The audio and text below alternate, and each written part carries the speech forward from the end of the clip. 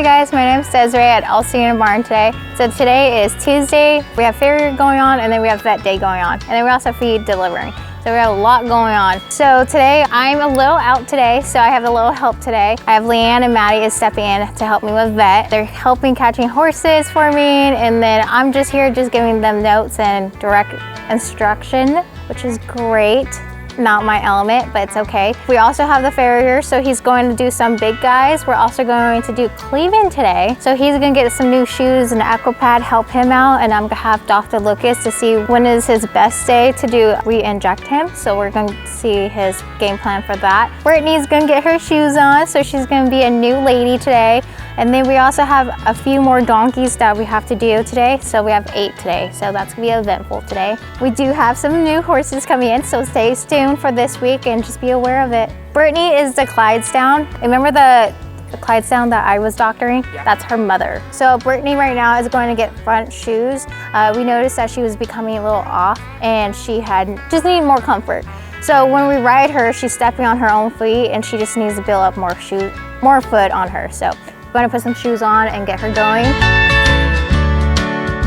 Hi, my name is Walker Reynolds. I'm the farrier here at ZELLE, and today we're working on a little mini called Sunshine. We've been working on Sunshine for a long time. We've tried a lot of different shoes on it. Trimming, this horse has just a really negative palmar angle, very broken back. We weren't able to trim enough toe off of it to fix that, so we started putting shoes on. We started with some baby cuffs and they worked pretty well, but we weren't able to manage it as much as we wanted to, so we went with a glue U shoe, and we're using glue shoes on this one just because there's not enough hoof wall to nail to, so we'll glue a shoe on. We have a 2-degree wedge pad, and we also have some dental impression underneath it just to try to hold up the bony structure and support it, and yeah, works out pretty good. We're able to glue those on, and he's been walking pretty good.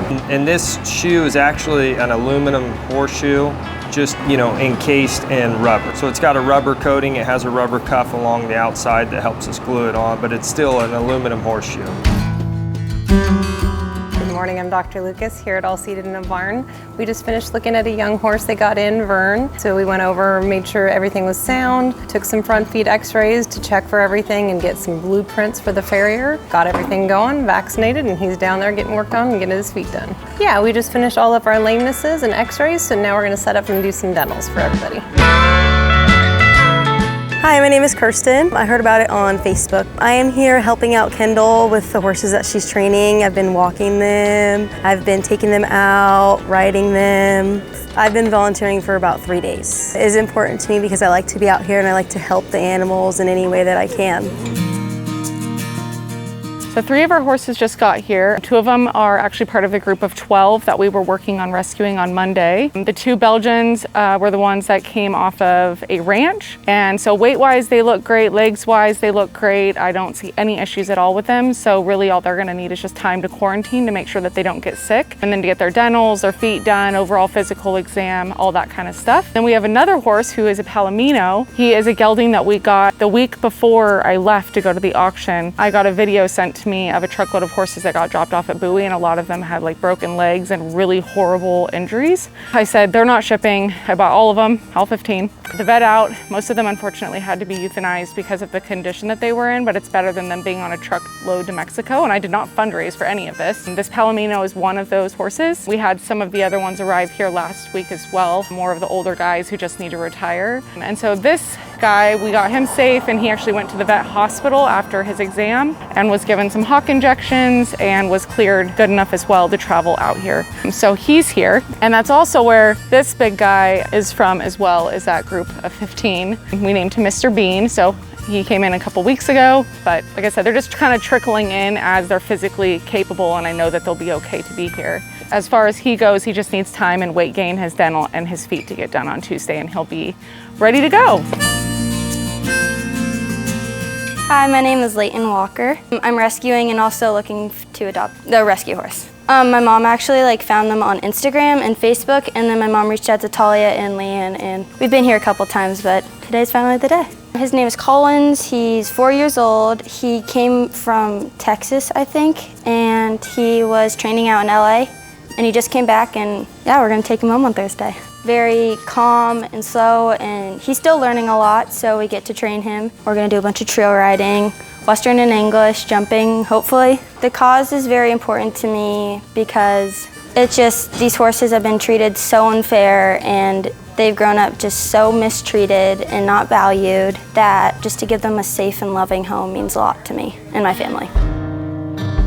So a common question we get is, when we're at the auction, why do we fundraise for the specific amount that we do? So the average that we fundraise per horse is $5,000. If it's a draft horse, it's $6,000. If they need, let's say they got to go to the hospital because they have very visible pneumonia, or they have a visible leg injury, or something that we know is going to take time, then our fundraisers can go anywhere from $6,000 to $10,000. And that's because that's the reality of what hospital bills cost. Since January of this year through July 31st, we've already spent $500,000 on vet bills. So you can imagine it's not cheap to heal a horse that's been neglected or gone through trauma. And that is just facts. If the horse is visible to us with a broken leg, or that I'm just like, nope, I already know that horse needs to be put down, then we fundraise on average for about $2,500 or less, depending on the size of the horse, because they usually charge us around $950 to $1,280 per horse. And you add on transport to the vet, $150, and then you add on the x-rays to confirm this is the right decision, because that would be horrible if you euthanized a horse that never needed to be euthanized. And x-rays can be anywhere from $75 to $475, and then the euthanasia itself is around $400 to $600, and that includes someone having to come pick up that horse and go and bury that horse. And then there's also ultrasounds. Ultrasounds are expensive as well. But with a healthy horse, let's say we're fundraising for $5,000 for what seems to be a healthy horse. The reality is this horse can cost anywhere from $800, you get lucky if it goes lower, all the way up to $3,000, $4,000. Now, once you get this horse home and you start going through it and you do x-rays, ultrasounds, osphos legend injections, that's gonna be around $2,500 for a full workup on average for any horse across the board. And that is x-rays on front legs, back legs, navicular shots. You gotta check the back for kissing spines. And then a dental is around $300 to $400, and that includes sedation and a physical exam before the dental, because God forbid the horse have a heart attack when it's sedated getting a dental. That also includes possible blood work if we think that they might need blood work to confirm anything from Cushing's or any kind of systemic diseases, anemia, anything like that. And then of course, that's not even counting training. Training is about $800 to $1,500 a month, depending on what trainer you're using. And most horses that I find, what they need at least 2 to 3 months before you actually know who they are. Because the reality is, when this horse leaves and you adopt it out,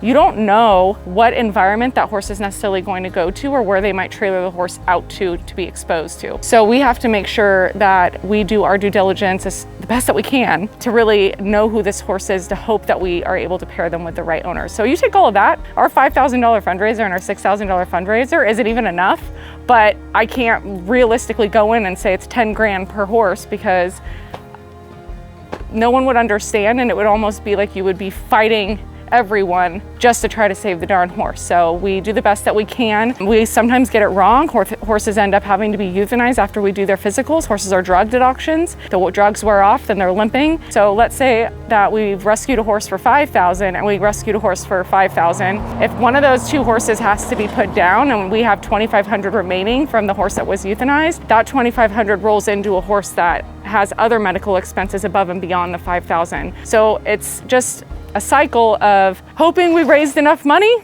for all of them.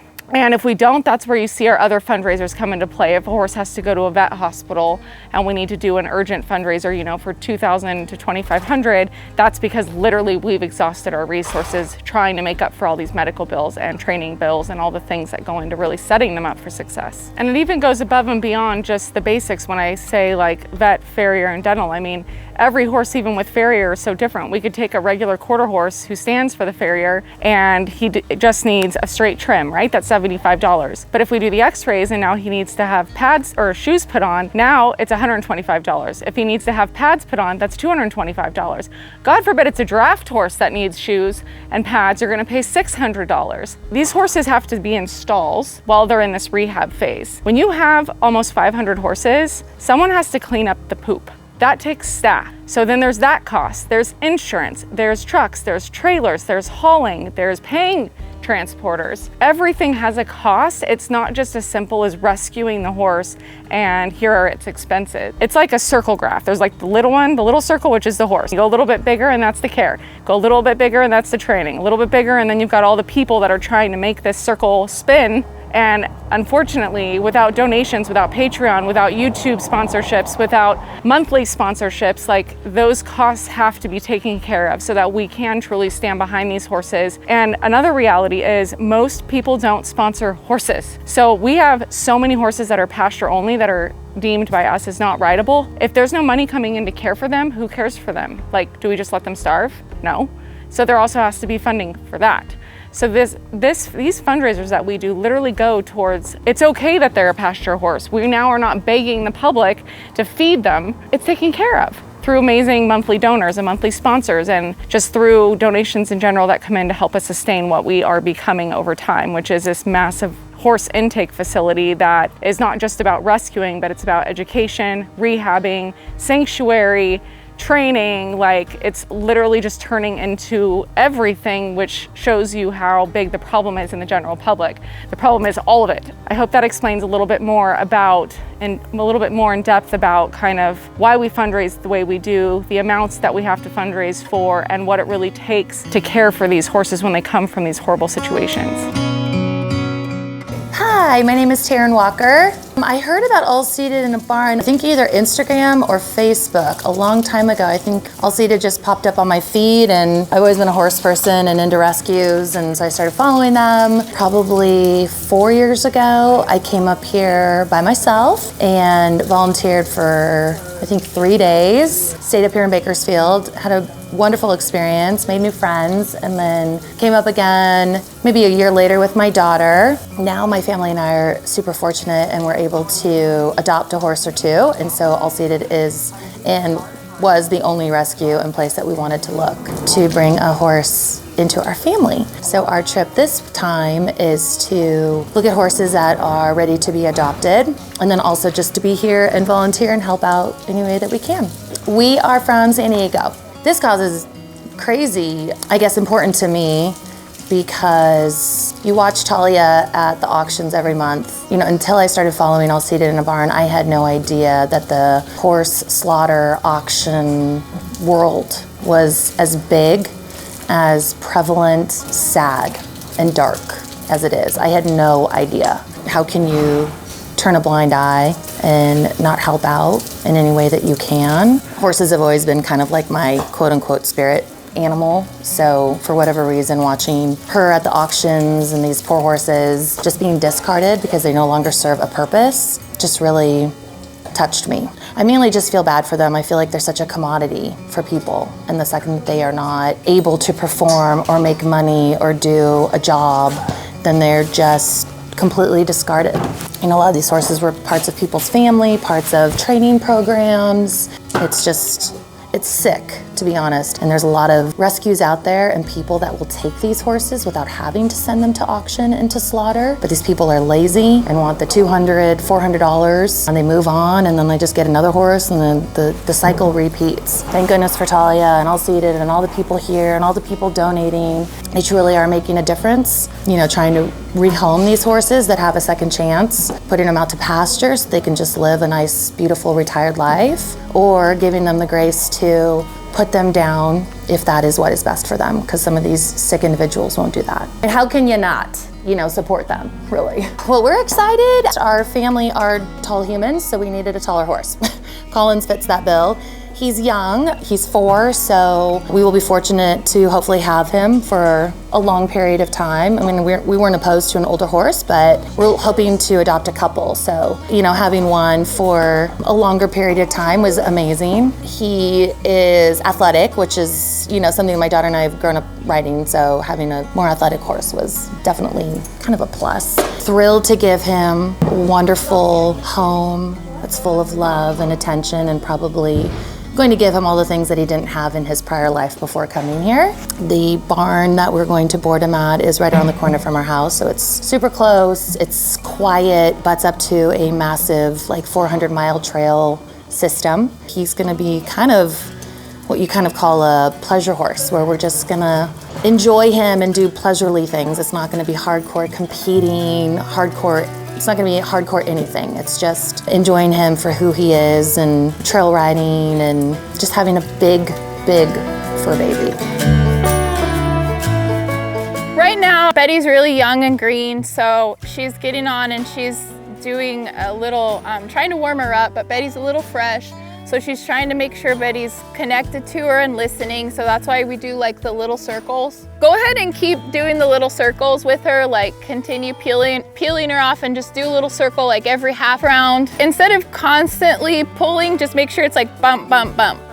Like shank, that's what I mean when I say shank. I mean bump. Okay. You can turn her a complete circle and keep going the direction you were going. But I just mean like at this gate you can do one, and at that intersection, like, yeah, because she's not soft, she's not really listening right now. I would keep her moving, I would keep her trotting and loping until she settles down.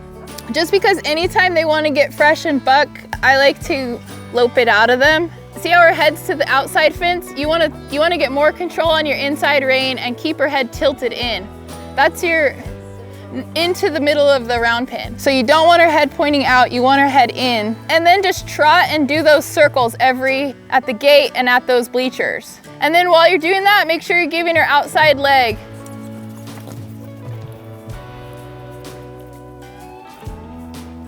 Yeah, good job. Keep her moving until she's tired and settles down and gets smoothed out. Doing a good job. Keep her head tilted in though. There you go. And you don't have to do the circles in the exact spot, I'm just saying. But just keep her moving forward, try not to walk. Because at this point, we're making her work because she's misbehaving. We're teaching her that she doesn't want to do that.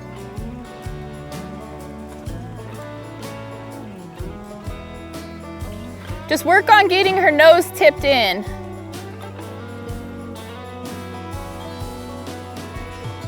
And you can pat her and say good girl when she's starting to listen.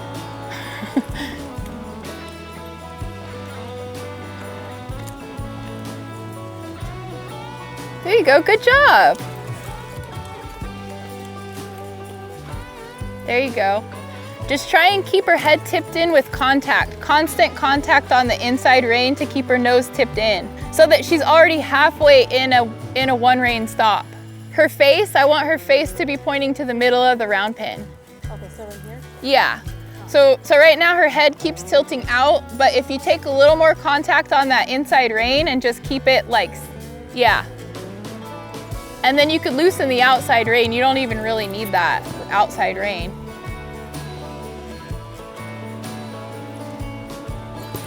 But you'll get her, it'll just take a minute. So keep her head, keep a little more contact on your inside rein. Yeah, towards that pile of poop in the middle. Use your outside leg to kind of tell her that when you're turning her only though. You can also use your inside leg to swing her hip around if you want, but it looks like she's doing pretty good with that. You're gonna get more contact on this rein and yeah, there you go.